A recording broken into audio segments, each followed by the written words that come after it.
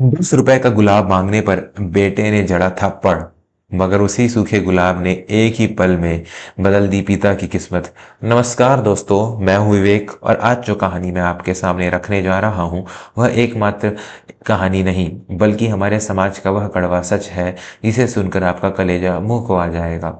आजकल की पीढ़ी दिखावे के लिए पाश्चात्य संस्कृति का अनुसरण तो करती है, रोज डे और वैलेंटाइन मनाती है, लेकिन घर में बैठे उन बूढ़े माँ बाप के मुरझाए चेहरों को भूल जाती है जिन्होंने अपने खून पसीने से उनकी जिंदगी को गुलजार बनाया था। यह कहानी है एक ऐसे पिता की जिसके लिए एक गुलाब का फूल महज फूल नहीं बल्कि उसकी स्वर्गीय पत्नी की आखिरी निशानी थी। कहानी की शुरुआत होती है शहर के एक पॉश इलाके से, जहाँ रमाकांत जी अपने बेटे अमित और बहू रिया के साथ रहते थे। रमाकांत जी, जो कभी शहर के सबसे मशहूर बागवान हुआ करते थे, आज अपने ही घर में एक अनचाहे बोझ की तरह जी रहे थे। उनकी पत्नी सावित्री को गुजरे हुए 5 साल हो चुके थे। आज 7 फरवरी, पूरी दुनिया रोज डे मना रही थी। रमाकांत जी की आंखों में आज एक अलग ही चमक थी। सुबह सुबह वह नहा धोकर तैयार हुए और अपने बेटे अमित के पास पहुंचे। अमित उस वक्त अपने ऑफिस जाने की जल्दी में था और अपनी पत्नी रिया के लिए ऑनलाइन एक महंगा गुलदस्ता ऑर्डर कर रहा था। रमाकांत जी ने झिझकते हुए कहा, बेटा अमित, जरा सुनता है, मुझे मुझे 10 रुपए चाहिए थे। अमित ने झुंझलाते हुए अपने मोबाइल से नजरें हटाई और करवाहट से बोला, क्या पिताजी, सुबह सुबह शुरू हो गए आप? कल ही तो दवाई के लिए पैसे दिए थे, अब 10 रुपए किस लिए चाहिए? क्या भीख मांगने की आदत पड़ गई है आपको? रमाकांत जी का स्वाभिमान चोटिल हो गया, लेकिन पत्नी के पति प्रेम ने उन्हें झुकने पर मजबूर कर दिया। आज उन्होंने धीमी आवाज में कहा, नहीं बेटा, दवाई नहीं, आज रोज डे है। तेरी माँ को गुलाब बहुत पसंद थे। जब वह जिंदा थी तो मैं हर साल आज के दिन उसे एक लाल गुलाब देता था। आज उसकी बहुत याद आ रही है, सोचा उसकी तस्वीर पर चढ़ा दूंगा। यह सुनते ही पास खड़ी बहू रिया जोर से ठहाका लगाकर हंस पड़ी। उसकी हंसी में इतना जहर था कि रमाकांत जी का दिल छलनी हो गया। रिया ने ताना मारते हुए कहा, अरे वाह, देखो तो अमित, बुढ़ापे में पिताजी का रोमांस तो देखो। अरे पिताजी, उम्र हो गई है आपकी, अब यह चोचले छोड़िए और राम नाम जपिए। रोज डे मनाने के लिए पैसे मांग रहे हैं, शर्म नहीं आती? अमित ने भी अपनी पत्नी का साथ दिया और अपनी जेब से 100-100 के कड़क नोट निकालते हुए रिया के हाथ में थमा दिए, लेकिन पिता की तरफ एक फूटी कौड़ी भी नहीं बढ़ाई। अमित ने कठोरता से कहा, पिताजी, मेरे पास फालतू पैसे नहीं हैं कि आपके इन नाटकों पर बर्बाद करूं। रिया के लिए मैंने 5,000 का गुलदस्ता मंगवाया है क्योंकि वो मेरी पत्नी है, मेरा आज और कल है। आप तो बीता हुआ कल हैं, उस पर मैं निवेश क्यों करूं? जाइए यहाँ से। रमाकांत जी की आंखों से आंसू बह निकले। जिस बेटे को उन्होंने अपनी उंगली पकड़कर चलना सिखाया, आज वही बेटा उन्हें 10 रुपए के लिए जलील कर रहा था। वह चुपचाप वहां से चले गए। दोस्तों, जरा सोचिए उस पिता के दिल पर क्या गुजरी होगी। क्या एक पिता की इच्छा की कोई कीमत नहीं होती? अगर आप भी मानते हैं कि माता पिता का सम्मान ही सबसे बड़ा धर्म है और जो औलाद अपने माँ बाप को रुलाती है उसे नरक में भी जगह नहीं मिलनी चाहिए, तो अभी के अभी इस चैनल को सब्सक्राइब करें और वीडियो को लाइक करके अपनी हाजिरी लगाएं। हमें यह दिखाना है कि आज भी दुनिया के संस्कारों की कद्र करने वाले लोग जिंदा हैं। खैर, रमाकांत जी घर के पिछवाड़े में बने उस छोटे से बगीचे में चले गए जो अब सूख चुका था।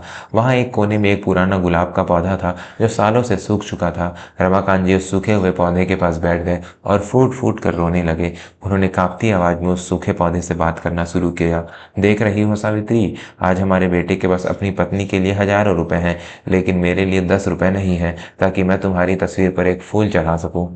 शायद मैं ही गलत था जो मैंने अपनी सारी जमा पूंजी, अपनी नर्सरी, सब कुछ उसके नाम कर दिया। तभी वहां रिया आ गई। उसने देखा कि रमाकांत जी उस सूखे कंटीले पौधे को सहला रहे हैं। रिया को न जाने क्या सूझी, उसे लगा कि ससुर जी शायद पागल हो गए हैं और घर की शोभा खराब कर रहे हैं। रिया चिल्लाई, यह क्या नाटक है? इस सूखे हुए झाड़ को लेकर क्यों बैठे हैं? अमित, सुनिए जरा, देखिए पिताजी क्या कर रहे हैं। मुझे यह कबाड़ यहाँ नहीं चाहिए, इस पौधे को अभी उखाड़ कर फेंकिए। मुझे यहाँ अपनी किटी पार्टी के लिए कुर्सियाँ लगवानी हैं।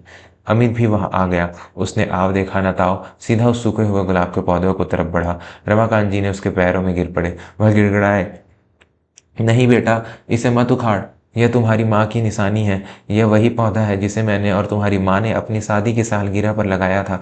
यह नील कमल गुलाब है, यह बहुत दुर्लभ है, इसे मत फेंको बेटा, इसमें मेरी जान बसती है। अमित ने घृणा से अपने पिता को धक्का दिया।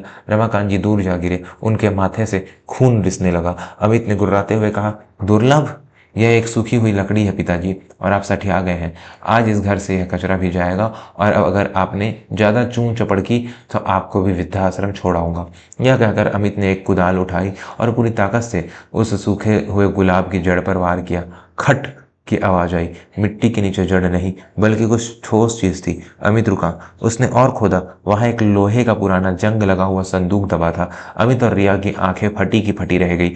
लालच ने तुरंत गुस्से की जगह ले ली। रिया जल्दी से बोली, अरे यह तो खजाना लगता है, जल्दी खोलिए अमित।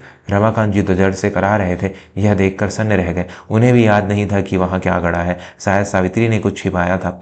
अमित ने ईंट से मारकर संदूक का ताला तोड़ा। जैसे ही ढक्कन खुला, अंदर से सोने चांदी के सिक्के नहीं बल्कि पुराने कागजात और एक कांच की शीशी निकली जिसमें एक अजीब से नीले रंग का बीज रखा था।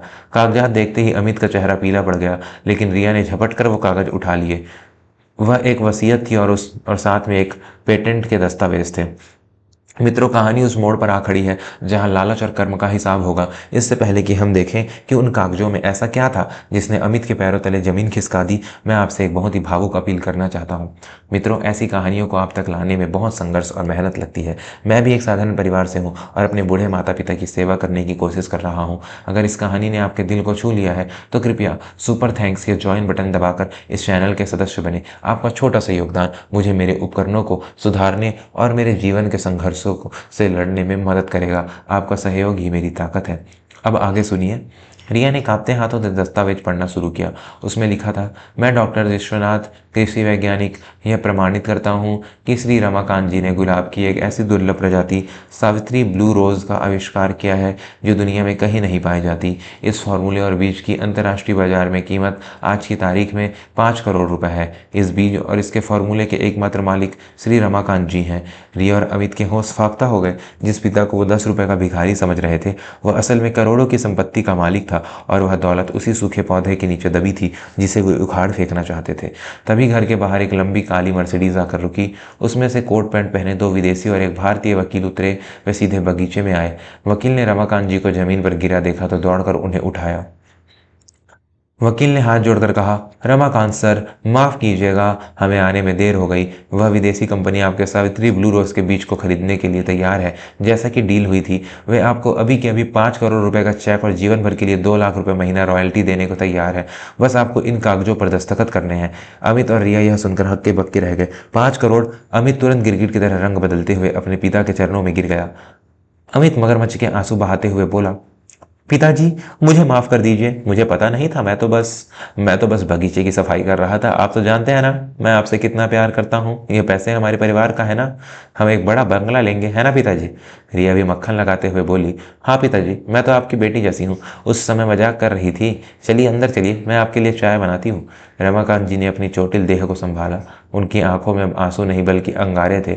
उन्होंने वकील के हाथ से कागज लिया और पेन मांगा। अमित खुश हो गया। उसे लगा पिताजी मान गए। रमाकांत जी ने वकील से कहा, वकील साहब, मैं डील पक्की करता हूँ, लेकिन मेरी एक शर्त है। वकील ने कहा, जी सर, कहिए। रमाकांत जी ने अमित और रिया की तरफ उंगली उठाई और गरजे, मेरा बेटा और बहू आज से, अभी से इस घर से बेदखल हैं। यह घर मेरे नाम पर है। जब तक मैं जिंदा हूँ ये दोनों मेरे घर की चौखट के अंदर कदम नहीं रखेंगे। और रही बात इन 5 करोड़ रुपयों की, रमाकांत जी ने एक पल के लिए उस सूखे हुए गुलाब की तरफ देखा और फिर बोले, यह पूरा पैसा मैं सावित्री वृद्धाश्रम ट्रस्ट को दान करता हूँ ताकि किसी और बूढ़े माँ बाप को अपनी ही औलाद के सामने 10 रुपए के लिए हाथ न फैलाना पड़े। यह सुनकर अमित के पैरों तले जमीन खिसक गई। वह चीखा, पिताजी आप ऐसा नहीं कर सकते, यह मेरा हक है। रमाकांत जी ने दहाड़ कर कहा, हक? किस चीज का हक? जिसने अपने पिता को एक गुलाब के लिए तरसा दिया उसका मेरा संपत्ति पर कोई हक नहीं। निकल जाओ यहाँ से, इससे पहले कि मैं पुलिस को बुलाऊं। दफा हो जाओ मेरी नज़रों से। वकील ने अपने सुरक्षा कर्मियों को इशारा किया और उन्होंने अमित और रिया को धक्के मारकर घर से बाहर निकाल दिया। बाहर सड़क पर खड़े होकर वे दोनों उस आलीशान घर और मर्सिडीज को देखते रह गए जो अब उनकी पहुंच से हमेशा के लिए दूर हो चुकी थी। रमाकांत जी ने वह नील कमल का बीज अपने सीने से लगा लिया। आज रोज डे पर उन्हें उनकी पत्नी का सबसे कीमती तोहफा मिल गया था, उनका खोया हुआ स्वाभिमान। मित्रों, यह कहानी हमें सिखाती है कि माता पिता का आशीर्वाद ही सबसे बड़ी वसीयत होती है। जो मूर्ख कांच के टुकड़ों दिखावे के लिए हीरे माता पिता को ठुकरा देते हैं, उनके हाथ अंत में सिवाय पछतावे के कुछ नहीं लगता। कर्म का फल सबसे अलग मिलता है और बहुत भयानक मिलता है। अगर इस कहानी ने आपकी रूह को झकझोर दिया है तो कमेंट में माँ बाप मेरी जान जरूर लिखें। और हाँ, मेरे जो दर्शक मुझे दिल से सपोर्ट करते हैं उनके लिए एक विशेष बात, अगर आप चाहते हैं कि मैं आपकी पसंद के विषय पर अगली कहानी बनाऊं तो मेंबर्स ओनली कमेंट्स का इस्तेमाल करें या सुपर चैट भेजकर अपना टॉपिक बताएं। मैं अपने सपोर्टर्स की बात सबसे पहले सुनता हूं। मिलता हूं अगली कहानी में, तब तक अपने माता पिता के चरणों में ही अपना स्वर्ग ढूंढिए। जय हिंद, जय भारत।